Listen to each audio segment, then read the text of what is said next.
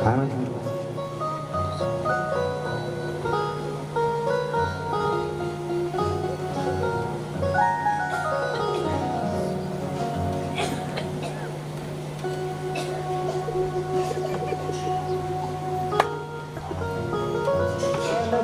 है आरती पापियों को पाप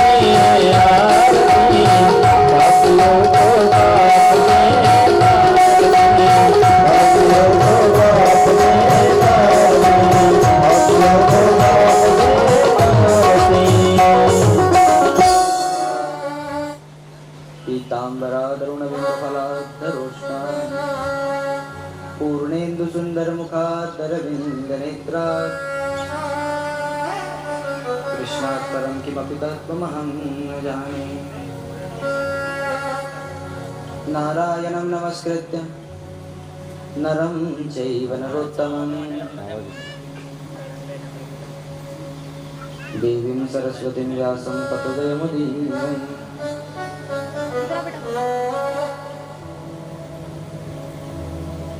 परम पुण्यमयी श्री क्षेत्र रायपुर, इस नगरी में चल रही हमारी कथा का आज अंतिम दिवस। तो आज हमारे कथा में अंतिम दिवस आ चुका है। तो जैसे हम नित्य प्रति रोज संकीर्तन करते हैं, उसी प्रकार आज भी संकीर्तन करें।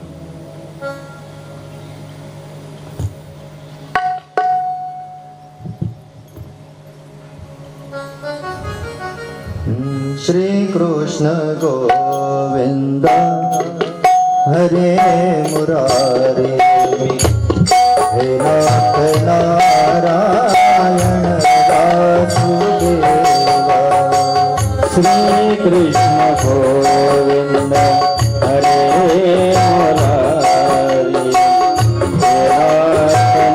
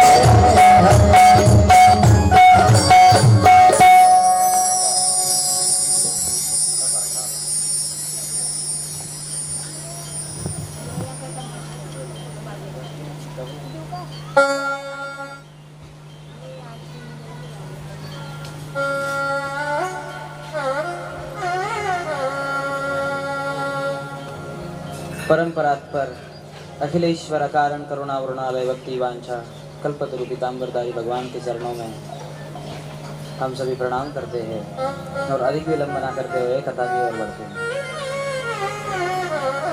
तो कल हमने कथा में क्या देखा था? भगवान का विवाह देखा था। तो आप सभी को पता है कि भगवान के कितने विवाह हुए हैं, लेकिन हमने कल कितने किए? बस एक ही किया। तो सबसे प्रथम विवाह हुआ रुक्मणी जी का। भगवान के 16,108 विवाह हुए, बस अभी एक ही हुआ है। अभी कितने बचे हैं? 16,107 अभी बचे। तो एक सत्राजीत नाम का राजा था। उसके पास एक समय तक मणि थी जो प्रति दिवस 8 तोला सोना दिया करती थी। फिर एक बार वो मणि चोरी हो गई तो उसने आरोप भगवान पर लगाया, क्योंकि एक बार उसे भगवान ने बुलाया था। तो सभी लोग क्या कहते थे? यदि किसी के पास ज्यादा धन हो तो अपन क्या कहते हैं? हम सभी लोग क्या कहते हैं? बैंक में रखवा देना। वैसे ही वो कह रहे थे कि साधारण आदमी के पास ये इतनी कीमती मणि अच्छी नहीं रह पाएगी, इससे तुम्हें ही विपदा होगी, इस कारण तुम केशव को दे दो। लेकिन वो नहीं माना, उसके ही पास रखी। अब चोरी हो गई तो भगवान पर आरोप लगा दिया। कह रहा था कि मेरे पास रख दे, लेकिन मैंने नहीं मानी तो अब चोरी कर ली। ऐसा भगवान पर आरोप लगाया। फिर आरोप लगाने के बाद क्या हुआ? भगवान को वो सही नहीं लगा। सभी लोग बोलने लगे द्वारकाधीश चोरी करता है, पहले माखन की चोरी गई और अब मणियों को भी चोरी करने लगा। जब ऐसा सब कहने लगे तो भगवान को ये अच्छा नहीं लगा। तो भगवान उसको ढूंढने के लिए निकल पड़े। अब भगवान ढूंढने के लिए निकल पड़े और भगवान ढूंढते ढूंढते ढूंढते ढूंढते कहाँ पर पहुंच गए? जामवंत जी की गुफा में पहुंच गए। और वह मणि उनको उनकी पुत्री के हाथ में दिखाई दी। उतने में जामवंत जी दौड़े दौड़े आ गए। हमारे घर में कौन घुस आया? देखा तो वहां पर भगवान थे। 27 दिन तक उनका युद्ध चला। फिर क्या हुआ? 28वें दिन भगवान ने जामवंत जी को गिरा दिया और जब गिरा दिया तो जामवंत जी समझ गए कि तुम ही मेरे नाथ हो, तुम्हारे सिवा मुझे कोई हरा नहीं सकता। जब ऐसा देखा समझ गए कि भगवान है। अब भगवान से पूछ रहे कि आप यहाँ पर क्यों आए, क्या काम बना? कि तुम दौड़े दौड़े इतने दूर चले आए। तब भगवान कहते हैं कि जो सत्राजीत है उसने मेरे ऊपर चोरी का आरोप लगाया है, उसने इस समय तक मणि का मेरे ऊपर चोरी का आरोप लगाया है, उसे ही मैं लेने आया हूँ। लेकिन जामवंत जी बोले इसे तो मैंने एक बाघ के मुख से लाया है। लेकिन भगवान कहते हैं अब तो मुझे वही चाहिए। और बोले अब मैंने ये मेरे बेटी को भी दे दिया है, और अब बेटी को दिया हुआ धन उसके ऊपर पिता का अधिकार नहीं होता। तो आप ये करिए, यदि आपको ज़्यादा ही आवश्यकता है इस मणि की, आपको यदि ज़्यादा ही आवश्यकता है तो मेरी बेटी से विवाह कर लीजिए और वो मणि दहेज में ले जाइए। ऐसा ही हुआ, भगवान ने विवाह कर लिया। अब कितने विवाह हो गए भगवान के?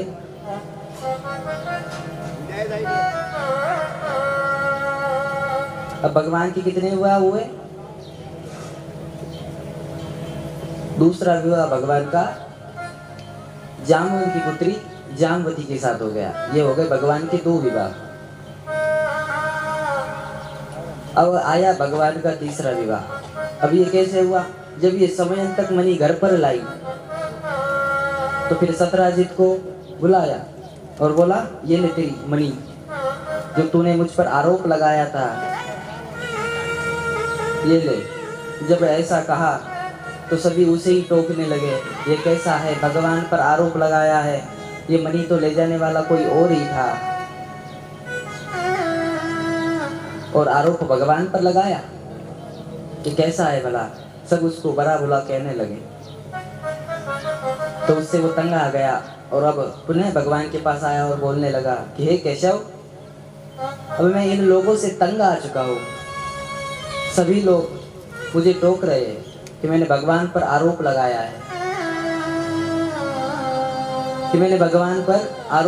है, मैंने ऐसा किया है। लेकिन अब आप एक काम करिए, मेरी एक पुत्री है सत्यभामा, तुम उससे विवाह कर लो। इससे क्या होगा? तो मैं आपका ससुर बन जाऊंगा, फिर मुझे कोई कुछ नहीं बोलेगा। तो भगवान ने स्वीकार कर लिया। अब ये तीसरा विवाह भगवान का हो गया सत्यभामा के साथ। कितने विवाह हुए भगवान के? सबसे प्रथम विवाह किसके साथ हुआ?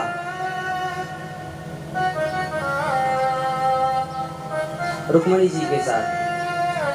दूसरा विवाह किसके साथ हुआ? जामवती जी के साथ। और तीसरा विवाह सत्यभामा के साथ। अब आया भगवान का चतुर्थ विवाह। एक बार भगवान इंद्रप्रस्थ गए थे घूमने, मानो अभी की दिल्ली। भगवान वहां पर घूमने गए थे, साथ में अर्जुन भी थे। अर्जुन भी साथ में थे। उसी वन में एक सुकुमारी कन्या तप कर रही थी, भजन कर रही थी। तो भगवान ने देखा, बोला अर्जुन ये कन्या कौन है, जरा इससे पूछो। तो अर्जुन रथ से उतरे, दौड़े दौड़े उसके पास गए और पूछा कि तुम कौन हो, तुम्हारा नाम क्या है। जब ऐसा पूछा तो उसने बताया कि मेरा शुभ नाम कालिंदी है और तुम ये तप क्यों कर रही हो। तब उसने बताया कि जो द्वारकाधीश है, जो मनमोहक है, मैं उसके लिए यहाँ पर तप कर रही हूँ, मैं उसे वर रूप में चाहती हूँ। जब ऐसा भगवान ने सुना तो भगवान कहते अर्जुन अब सुना दो। जब अर्जुन कहने लगे तुम जिनको चाहती हो यही है। अब यहाँ पर भगवान का चौथा विवाह हो गया। कौन किसके साथ हुआ? कालिंदी के साथ हो गया। अब पांचवा विवाह भगवान का कहाँ पर हुआ? 2 भाई थे बिंद अरविंद नाम के, और उनकी बहन थी मित्रविंदा। अब उन्होंने उसका स्वयंवर रखा, हाथ में माला थी। वहां पर बहुत से राजाएं आए हुए थे, सभी सभा में बैठे थे। लेकिन उसके जो भाई थे उन्होंने उसको कहा कि अब राजधानी दुर्योधन की चल रही है, उसके ही गले में माला डालना, उससे क्या होगा तो हमारे संबंध अच्छे बन जाएंगे। राजा है ऐसा कहा। लेकिन उसी सभा में भगवान भी आ गए, वो भी द्वारकाधीश थे, वो भी वहां पर आ गए। तो उसने तो स्वीकार किया था कि दुर्योधन के गले में ही माला डालूंगी। उसने हाथ में माला ली और जैसे ही घूमने लगी तो सामने भगवान दिखे, तो भगवान के गले में माला डाल दी। ऐसी भगवान का 5वां विवाह हो गया मित्रविंदा के साथ।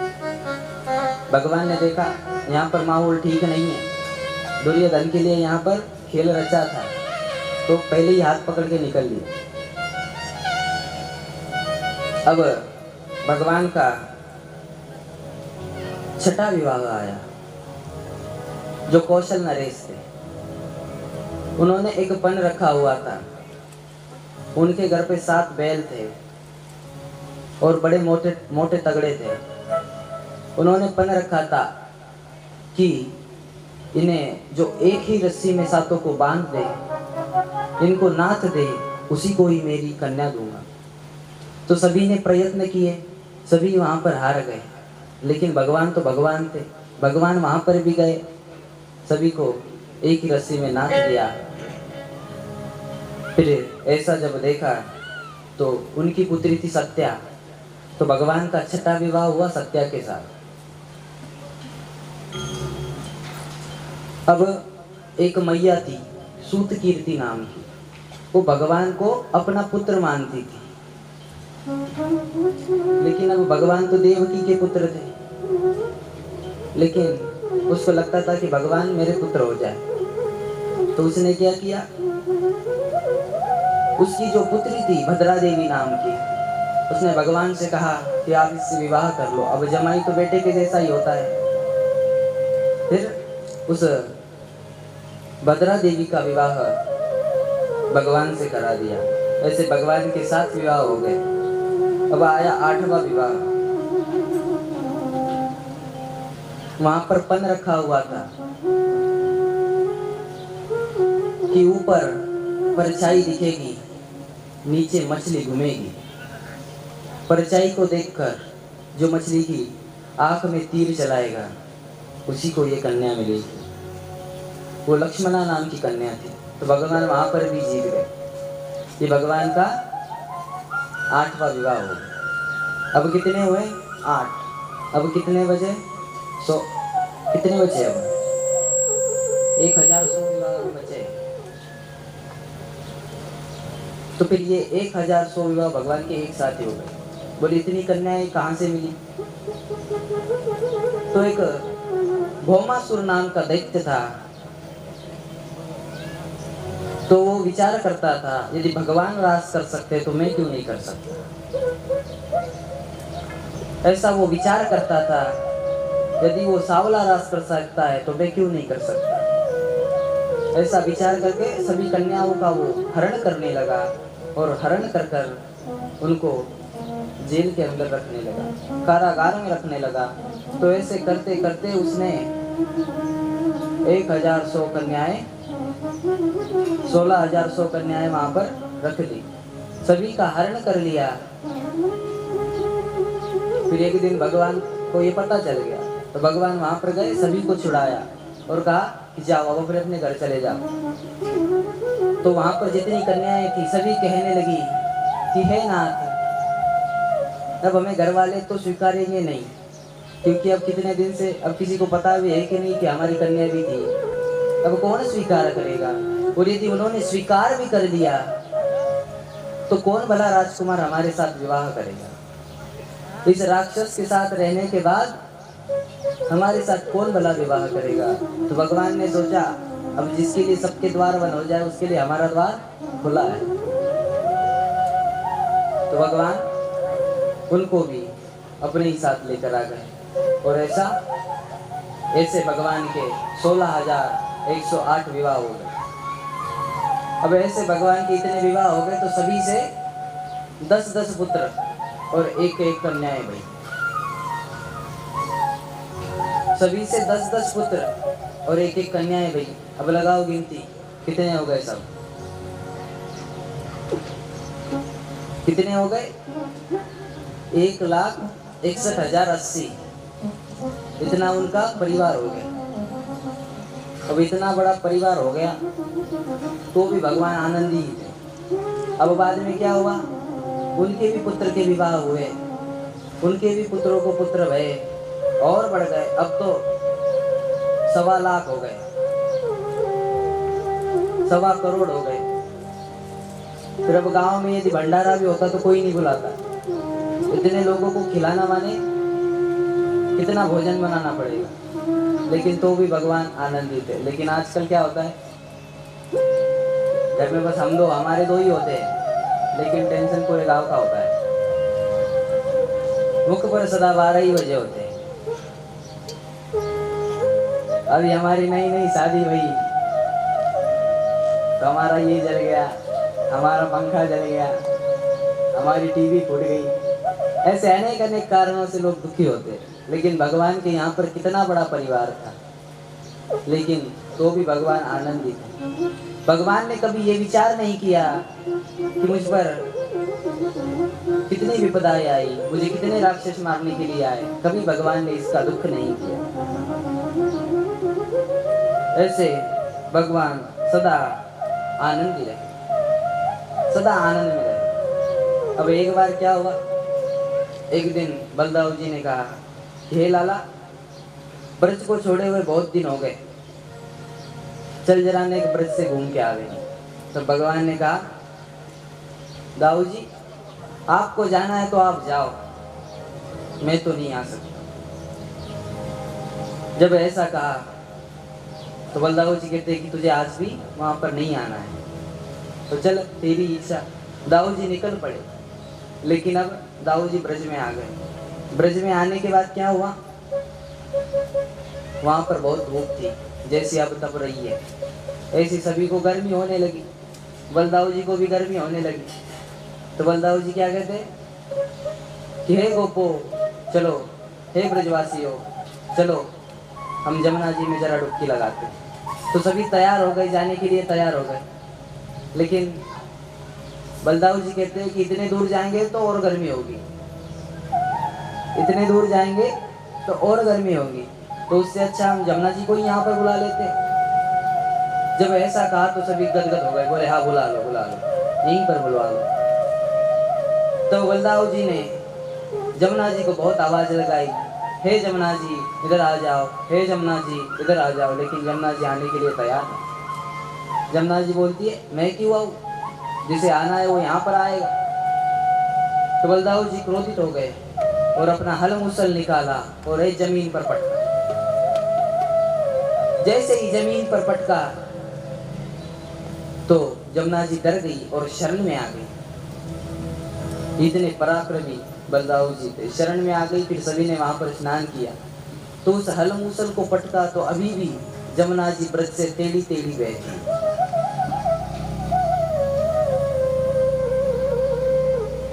तो महाराज सुखदेव जी ने कहा कि राजन अब तुम ही पूछो और तुम्हें क्या सुनना है। तो बोले और सुनाओ, बलदाऊ जी कैसे थे। तो बोले बलदाऊ जी बड़े पराक्रमी थे।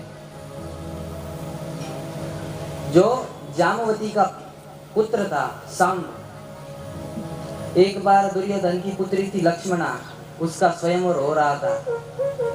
अब वो सांब को पसंद आ गई तो उसने उसका हरण कर लिया, लेकिन दुर्योधन ने उसे पकड़ लिया और उसे कारागार में डाल दिया।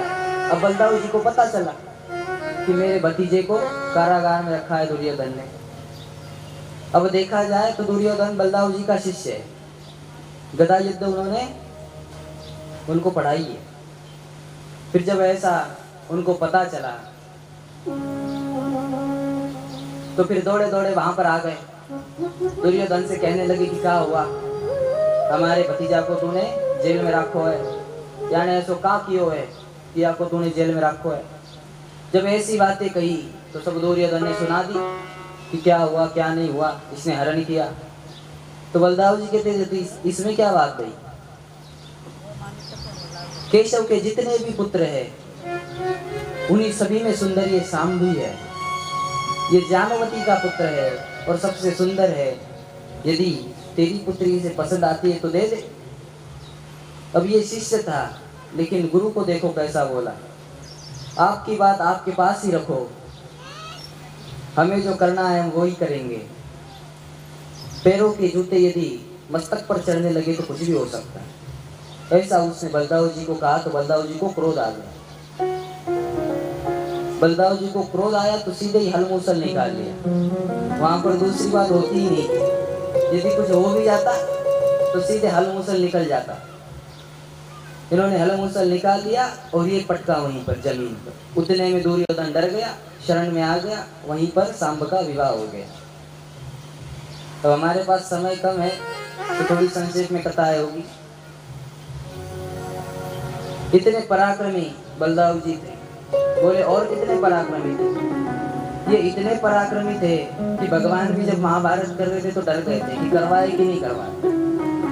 जब महाभारत की समझौता भाई भगवान जाने लगे तो उतने में बलदाऊ जी ने पूछा कि कहाँ जा रहे हो? बलदाऊ जी ने बोला कि कहाँ जा रहे हो? तो भगवान कहते कि वो महाभारत होने वाला है, मैं तो पांडवों की ओर से हूँ, तुम किसकी ओर से जाते हो? तब बलदाऊ जी क्या कहते हैं? दुर्योधन तो मेरा शिष्य है और मैं शिष्य की ही ओर से जाऊंगा। जब ऐसी बात सुनी तो भगवान डर गए। यदि इन्होंने क्रोध में आके यदि हलमूसल निकाल लिया तो ये सबको मार देंगे, ऐसा भगवान को पता था। लेकिन उतने में क्या हुआ, बलदाऊ जी क्या कहने लगे, मुझे जरा तीर्थ यात्रा करने का मन हो रहा है, ऐसा बलदाऊ जी कहने लगे।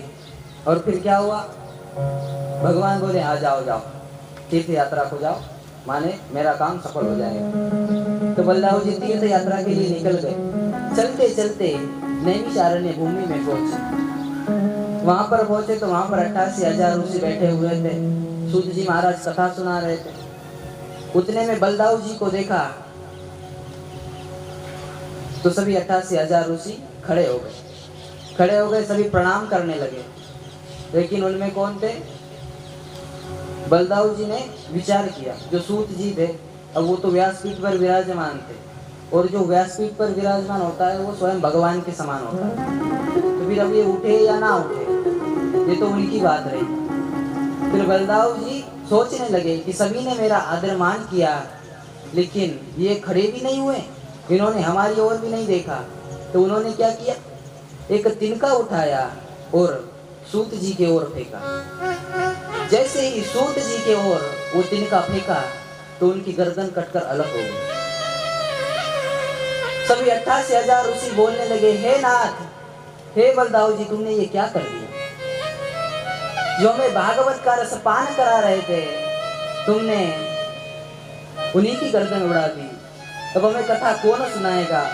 और यही हुआ, इतना ही नहीं, तुमसे तो ब्रह्म हत्या का पाप हो गया। अब तुम इसका प्रायश्चित्त करो। तब 88,000 ऋषि से पूछते हैं कि अब इसका प्रायश्चित्त मैं कैसे करूं? तब वो बताते हैं कि तुम तीर्थों में भ्रमण करो। तो ऐसा बताया। फिर बोले लेकिन अब हमको कथा कौन सुनाएगा? तो जो सूत जी के पुत्र थे उनको बुलाया और बलदाऊ जी ने उनको आशीर्वाद दिया और फिर वह कथा सुनाने लगे। उतने में ये प्रायश्चित्त करने के लिए तीर्थों में भ्रमण करने लगे। अब भगवान कृष्ण को अवसर मिल गया कि बलदाऊ जी घर पर नहीं है। अब यहाँ पर महाभारत पूरा करवा दिया और बलदाऊ जी घर पर कब आए?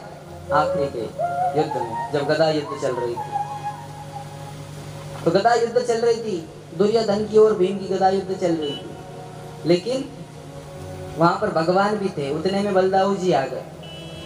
तो भगवान भीम जी को निरंतर बता रहे थे, जंगाओं पर हाथ ठोक ठोक कर बता रहे थे कि जंगाओं पर मारो, उसे यहाँ पर लगने वाला नहीं है। फिर जब ऐसा बलदाऊ जी ने देखा और फिर बाद में भीम ने जंगा पर मारा तो वो मूर्छित होने लगा। तो बलदाऊ जी कहते कि है केशव, ये तो गदा युद्ध का नियम नहीं है, कमर के नीचे गदा युद्ध में नहीं मारा जाता, फिर ये यहाँ पर ये कैसा हो रहा है? तो भगवान उनको क्या सुनाते? भगवान कहते दाऊ जी ऐसी बात है, यहाँ पर ये गदा युद्ध बस बोलने के लिए हो रहा है। बात तो ऐसी है कि ये क्षत्रिय है और इन्होंने प्रतिज्ञा की थी, जब द्रौपदी का वस्त्र हरण हो रहा था तो इसने क्या कहा था, दुर्योधन ने, लाओ इस द्रौपदी को मेरी जंघाओं पर बिठाओ। तब भीम के मुख से एक वाक्य निकला था कि इसकी जंघाओं पर द्रौपदी नहीं मेरी गदा बैठेगी।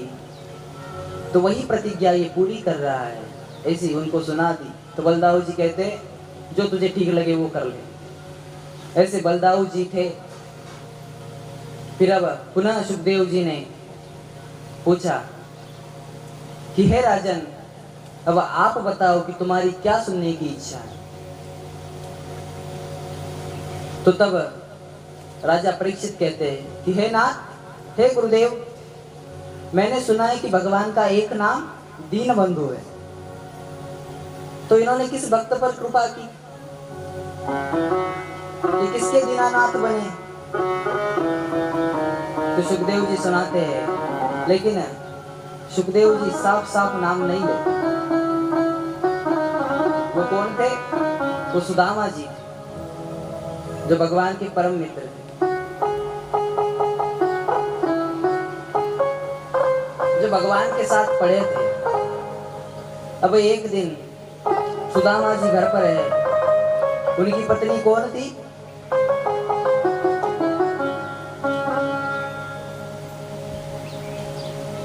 लेकिन उनकी पत्नी जो थी वो दरिद्री थी।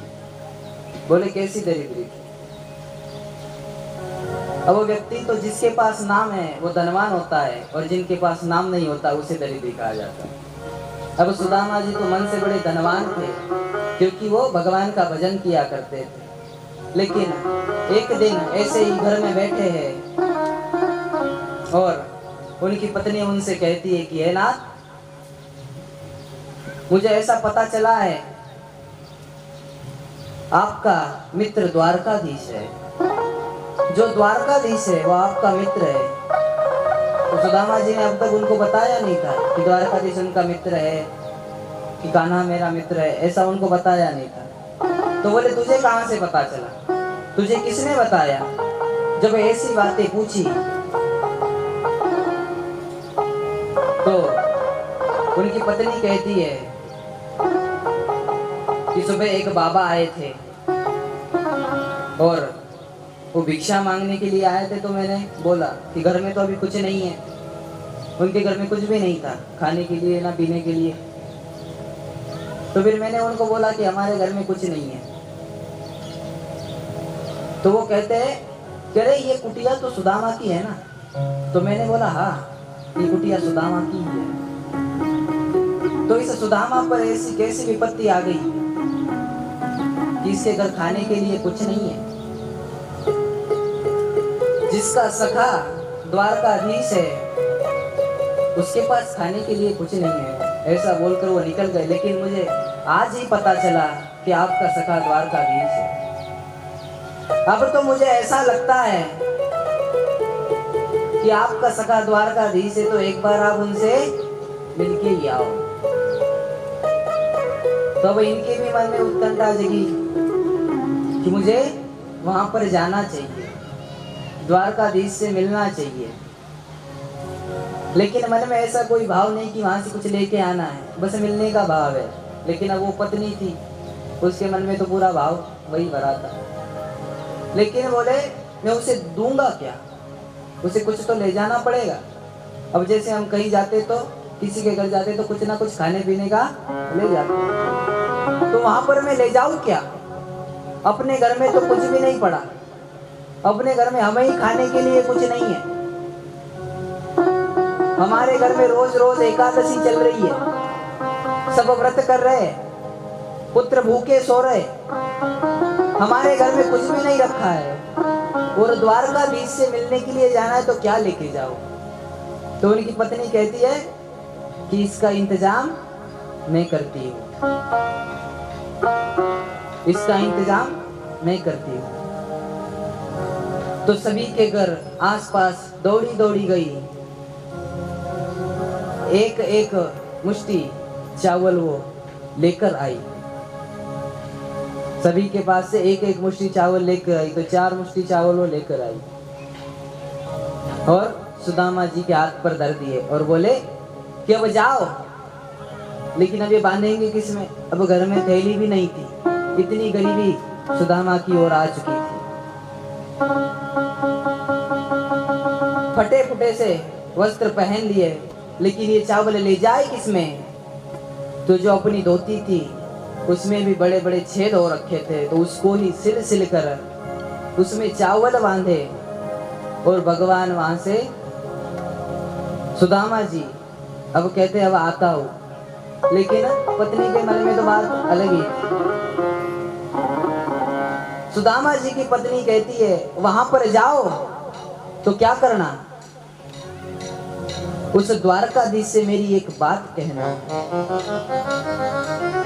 कि हे नाथ, तेरे घर पर 15 दिवस में तेरे घर पर एकादशी होती है, लेकिन ये तेरी कैसी लीला है कि मेरे घर पर रोज ही एकादशी होती है। मेरे सभी पुत्र भूखे सोते हैं, मैं भूखी सोती हूँ, मेरा पति भूखा सोता है। बस इतनी ही बात तुम उसे बता देना। मानो एक ही बात में पूरी हृदय की बातें उनकी पत्नी ने बता दी हो। ऐसा जब कहा तो सुदामा जी मान गए, चलो बोल देंगे। अब रास्ते से निकल पड़े। अब रास्ते में जंगल लगे, तो अब क्या हुआ? थक गए तो विश्राम करने लगे। तो भगवान ने ऐसी लीला की कि विश्राम करते करते ही सीधे द्वारका में पहुंचा दिया। विश्राम करते करते द्वारका में पहुंचा दिया। फिर द्वारका में आए तो पूछा कि यहाँ से द्वारका नगरी कितने दूर है? तो कहने लगे कि हे महाराज, तुम इसी द्वारका में ही तो खड़े हो, लेकिन आप किससे मिलने आए हो? तो मैं कान्हा से मिलने आया हूं। तो ये कान्हा कौन है? उन लोगों ने पूछा। तो बोले कान्हा वही है जो यहाँ की राजगद्दी पे बैठा है, जो द्वारकाधीश है। अरे वो कान्हा है, उनका तो हमें ये नाम कभी हमने सुना नहीं। तो सुदामा जी ने बताया जब हम एक साथ पढ़ते थे तब का उसका ये नाम है, लेकिन अब तो वो कितना बड़ा हो गया होगा पता नहीं। तो बोले उनका घर कहाँ मिलेगा? ऐसा कहा तो उस व्यक्ति ने वहीं से दिखा दिया कि यहाँ से ये जितने भी घर दिख रहे हैं ये सभी तुम्हारे कान्हा के ही है। जब ऐसा सुना तो दौड़े दौड़े द्वार पर आ गए और फिर द्वारपालों से क्या कहते हैं?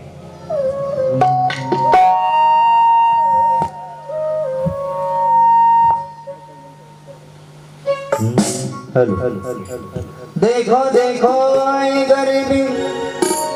ये गरीबी कहा कृष्ण के दर पे विश्वास लेके आया। मेरे बचपन का यार है मेरा शाह, यही सोच कर एक आस लेके आया।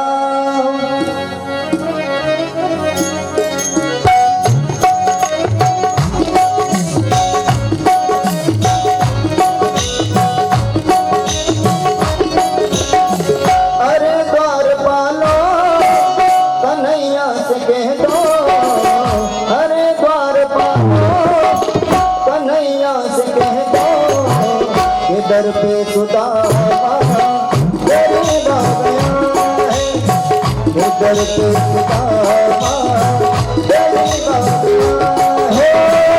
अरे द्वारपालो कन्हैया से कह दो, दर पे सुदामा गरीब आ गया है, दर पे सुदामा गरीब आ गया है।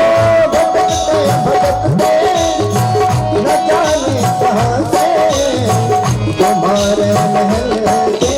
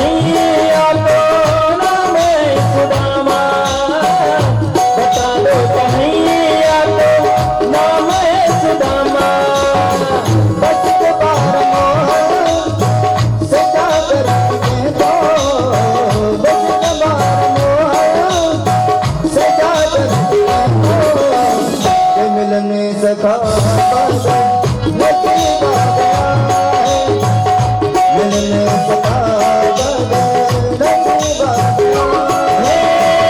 अरे द्वारपालो कन्हैया से कह दो दर पे सुदामा गरीब गया है, दर पे सुदामा गरीब गया है।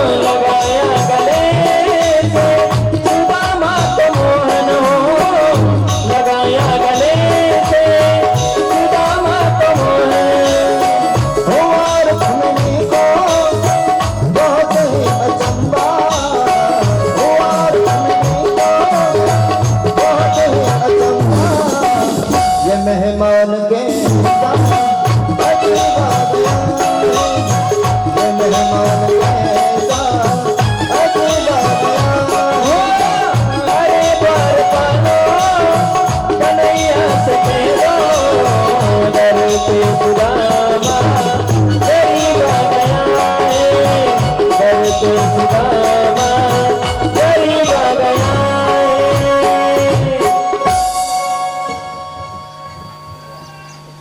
द्वारपालों से कहते कि जाकर भगवान से कह दो कि तुम्हारा सखा आया है, और उसे पहचान क्या बताओ। तो उसके शरीर पर उसने जामा भी नहीं पहन रखा और सर पर पगड़ी भी नहीं, ऐसे उसे पहचान बताओ। अब वैसे तो कुछ भागवतों में ऐसा वर्णन आता है, कोई कोई संतों का ऐसा वर्णन आता है कि द्वारपालों ने कभी रोका ही नहीं, लेकिन इस भागवत में ऐसा वर्णन है और सभी ऐसा बताते हैं। तो फिर द्वारपालों से कहने लगे कि अरे उस द्वारकाधीश के पास जाओ और उसे बताओ कि तुम्हारा बचपन का सखा आया है, जो तुम्हारे साथ ही खेल कूद कर बड़ा हुआ है। तो एक द्वारपाल गया, भगवान को बताया कि आपका ऐसा ऐसा सखा आया है, उसकी ऐसी ऐसी निशानियां हैं, लेकिन भगवान समझ नहीं पाए। लेकिन जब बताया कि उसका नाम सुदामा है, तो भगवान वहां से उठकर दौड़ पड़े पीछे पीछे। सभी रानियां भी दौड़ने लगी, और जैसे ही भगवान ने सुदामा जी को देखा तो उनको गले को लगाकर रोने लगे। फिर अपने महल में लाया। महल में लाने के बाद अब अतिथि को अतिथि भवन में ले जाया जाता है, लेकिन सुदामा जी को भगवान ने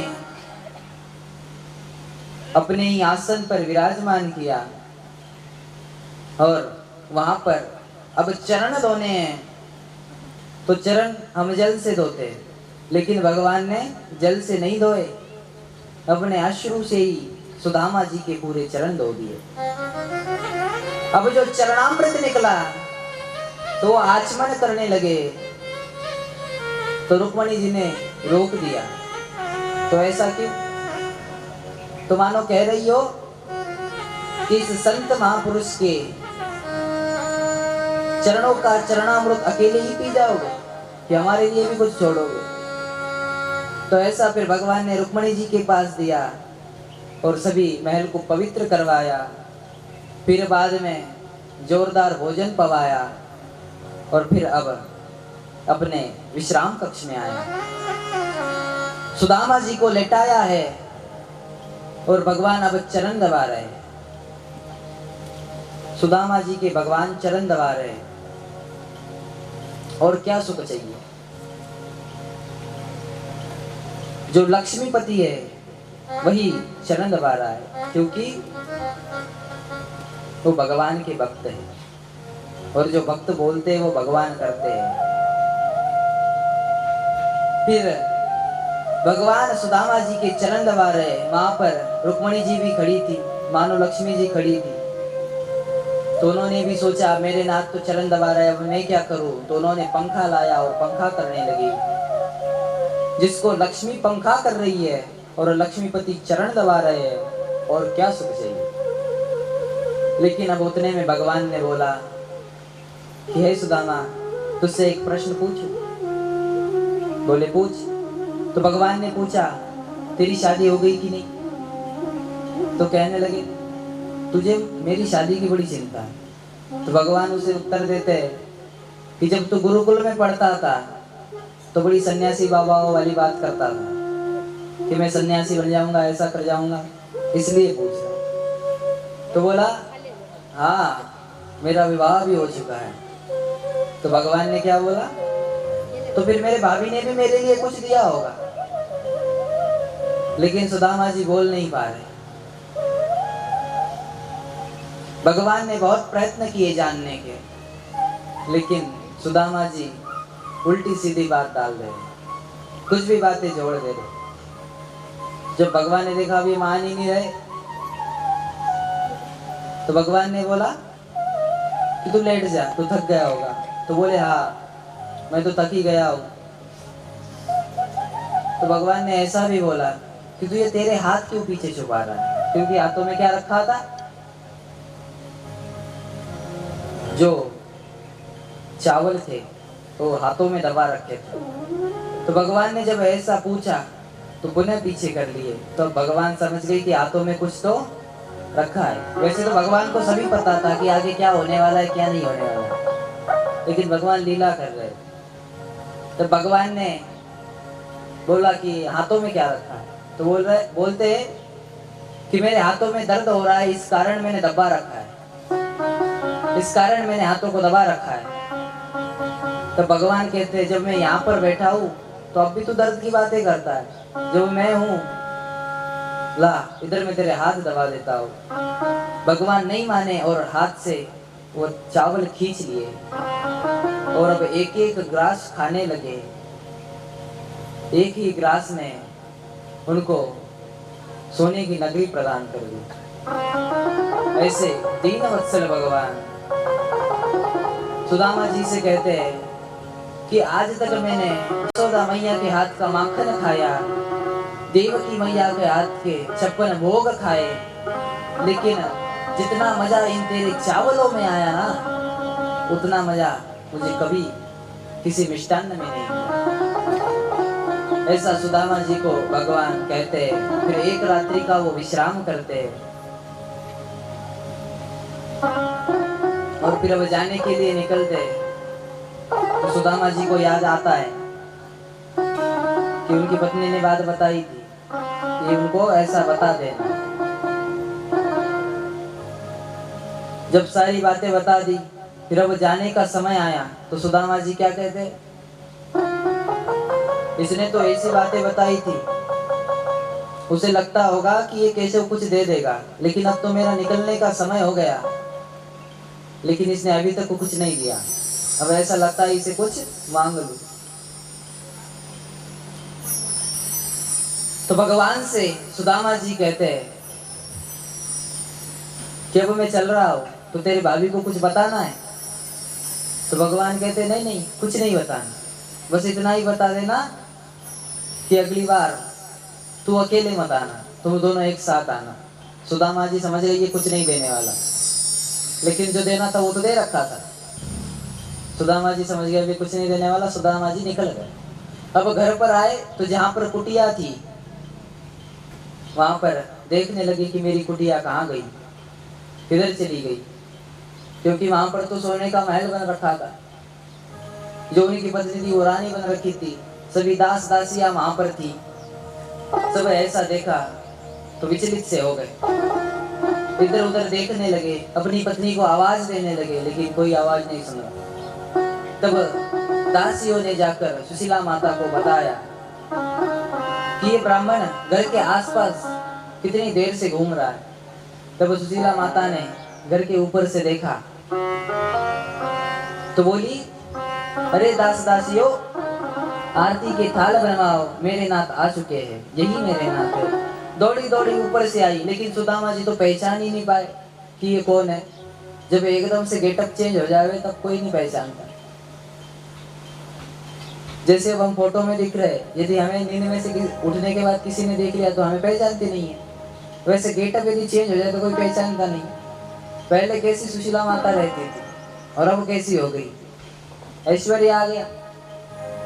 फिर ऐसा जब देखा तो पहचाना नहीं, तो उतने में वहीं पर जय जयकार होने लगी, सुदामा महाराज की जय, सुदामा महाराज की जय। तो सुदामा जी विचार करने लगे, सुदामा तो मैं ही हूँ, लेकिन ये महाराज कौन है ये नहीं पता। सुदामा तो मैं ही हूँ, लेकिन महाराज कौन है ये पता नहीं है। जब ऐसा सुना तो जब सुशीला माता की ओर जरा गौर से देखा तो समझ आया कि यही सुशीला है। और फिर सारी बात सुशीला माता ने बताई और कहने लगी कि तुम्हारे नाथ ने तुमको ये बातें नहीं बताई। तो ऐसे भगवान दीन बंधु है, ऐसे दिनों पर कृपा करते हैं। फिर ऐसे ही भगवान ने एक दिन विचार किया कि हमारी संख्या बहुत बढ़ गई है, हमारे कुल की संख्या बहुत बढ़ गई है, तो अब कुछ ना कुछ करना चाहिए, इनको किधर ना किधर भेज देना चाहिए। तो अब भगवान ने विचार किया कि हमें परम धाम को जाना है। अब भगवान ने विचार किया, लेकिन संकल्प कर पानी छोड़ दिया। और अब क्या हुआ, ये जो उनके सभी पुत्र थे, एक बार ऋषियों का यज्ञ चल रहा था, तो जो सांब था वो अधिक सुंदर था, तो उसको स्त्री का रूप दिया, उसे साड़ी पहनाई, उसके पेट पर कपड़े बांधे और जैसी गर्भवती स्त्री दिखती है वैसा उसको बनाया। और सभी संतों के सामने खड़े हो गए और परीक्षा करने लगे कि महाराज अब बताओ इसे पुत्री होगी कि पुत्र। ऐसी जब बातें उनके सामने कही तो सभी संत विचार करने लगे। कोई ग्रंथों में देखने लगा, कोई पंचांग खोलकर देखने लगा, कोई कुंडलियां देखने लगा, सभी विचार करने लगे। लेकिन अब कुछ समझ ही नहीं आ रहा, क्योंकि वो तो पुत्र था, लेकिन उन्हीं में दुर्वासा बैठे थे, सबसे क्रोधी संत। तो उतने में उन्होंने बोल दिया, जनिष्यते वो मंदा, इसके पेट से एक मूसल निकलेगा और वो वही तुम्हारे कुल को नष्ट करेगा। ऐसी बात बताई तो सभी डर गए। अब सब उग्रसेन के पास आ गए, बोले ऐसी ऐसी बात हो गई, अब ये मूसल का क्या करे। बोले खबरदार यदि कृष्ण को किसी ने बताया तो, कृष्ण को यदि ये बात पता चल जाएगी कि तुमने संतों का अपराध किया है तो वो तुम्हें नहीं छोड़ेगा। फिर ऐसी बात जब बताई तो बोले अब क्या करे, तो इसको पीस के तुम समुद्र में डाल दो।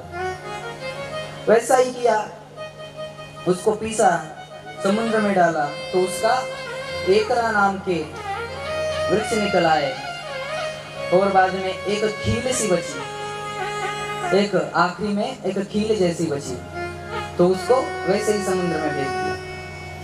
तो बाद में वह खील एक मछली ने निगल ली, तो उस मछली को एक मल्लाह ने पकड़ा और जब मल्लाह ने पकड़ा तो उसे काटा, फिर उसके अंदर से वो खील पुनः बाहर निकाली और वो पहलिया को दी। मानो कौन, जो तीर बनाता है, तो उस पहलिया ने उसकी तीर बनाई। अब भगवान ने संकल्प ही कर रखा था। फिर बाद में अपने परिवार को लेकर प्रवास क्षेत्र में आए, तो वहां पर क्या हुआ, सभी ने वारुणी मदिरा पी, सभी को एक दूसरे को मारने लगे और अब बचे 2-3 लोग, सभी को एक दूसरे को उन्होंने मार दिया। अब 2-3 लोग बचे, तो उनमें उद्धव जी भी वहां पर थे। तो भगवान को उद्धव जी कहने लगे कि हे नाथ, अब तुम मुझे छोड़कर जाओगे, इस धराधाम को छोड़कर जाओगे, तो ऐसा करो आपके साथ मुझे भी ले चलो। जब ऐसा उद्धव जी ने कहा तो भगवान ने उनको ज्ञान दिया कि तुम ऊपर मत आओ, यहीं पर रहो और संन्यास आश्रम से रहो। संन्यास आश्रम का उनको मार्ग बताया और कहा कि अब तुम यहाँ मत रुको, तुम हरिद्वार की ओर जाओ और वहीं पर भजन करो। फिर उद्धव जी खड़ाऊ लेकर निकल गए। फिर अब क्या हुआ, भगवान ने देखा कि एक पेड़ के नीचे छाव है, वहां पर भगवान बैठे और अपनी बांसुरी बजाने लगे। लेकिन जो पहलिया था उसने वो तीर बनाई थी, वो शिकार करने के लिए आया था और भगवान अपने पैर पर पैर धरकर बैठे थे। भगवान ने देखा,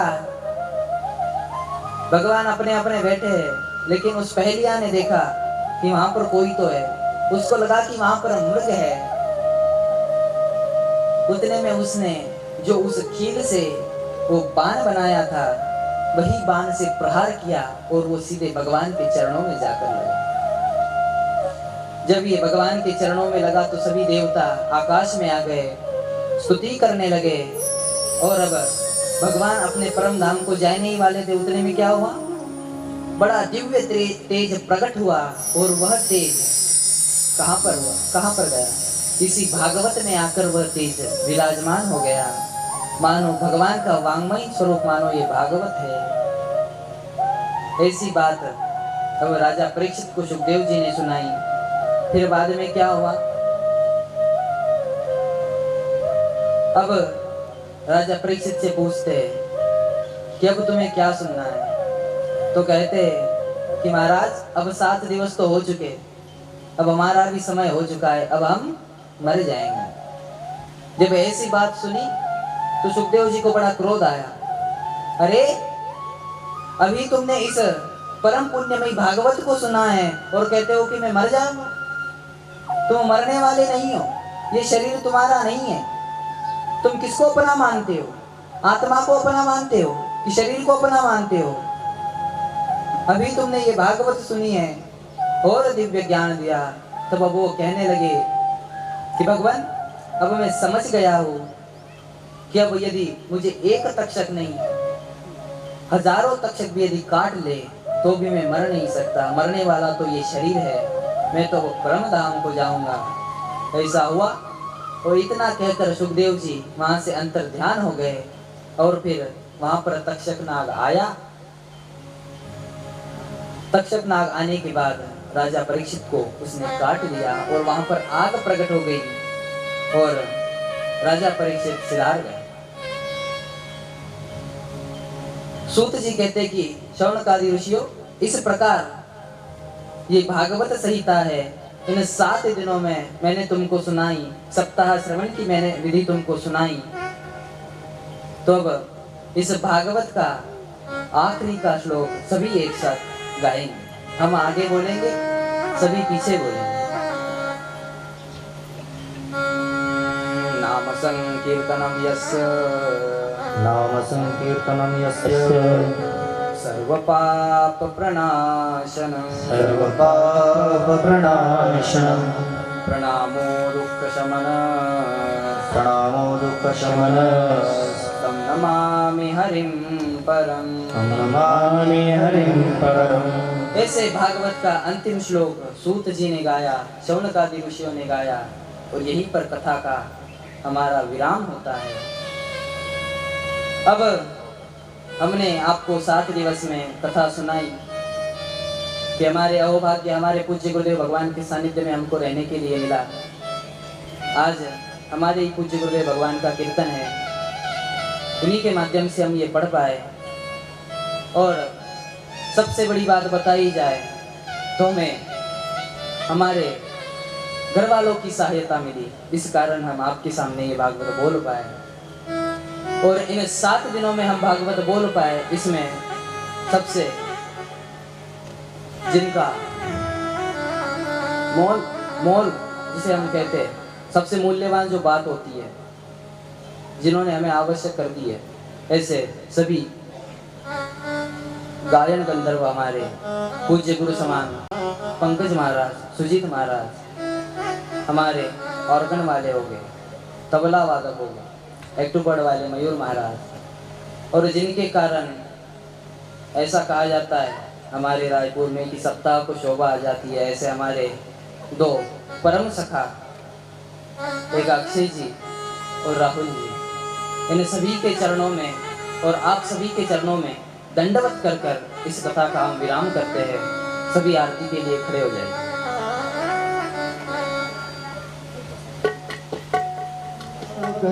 तेरी मूर्ति मन में बसा कर तेरी मूर्ति उतारो गिरधर तेरे आरती, उतारो गिरधर तेरे आरती,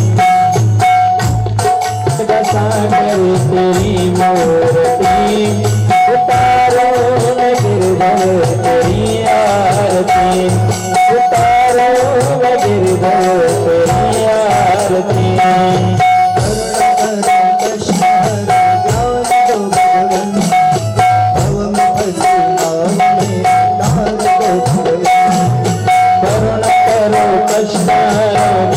दो भगवान, भव में फंसे नाव मेरे तार दो भगवान।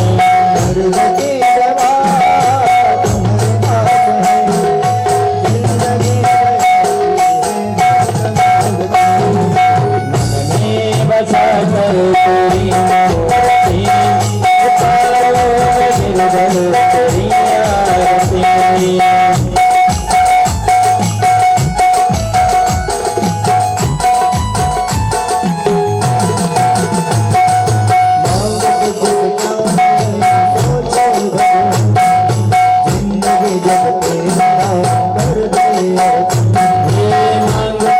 क्या मैं सोचो भगवान, जिंदगी जब तेरे नाम करते अर्पण।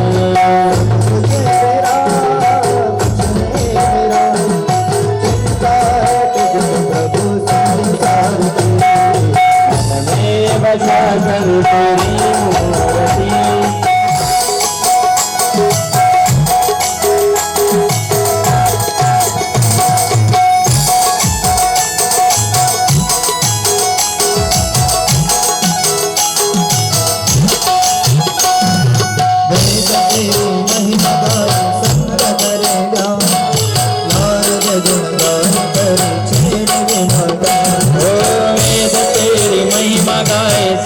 करे ध्यान, नारद गुण गान करे छेड़ बिना तान। भक्त के दास करते पुकार, दास व्यास गाए हो तेरी आरती। मन में बसा कर तेरी मूर्ति उतारो मैं गिरधर तेरी आरती, उतारो मैं गिरधर तेरी आरती, उतारो मैं गिरधर तेरी कर्पूर गौरम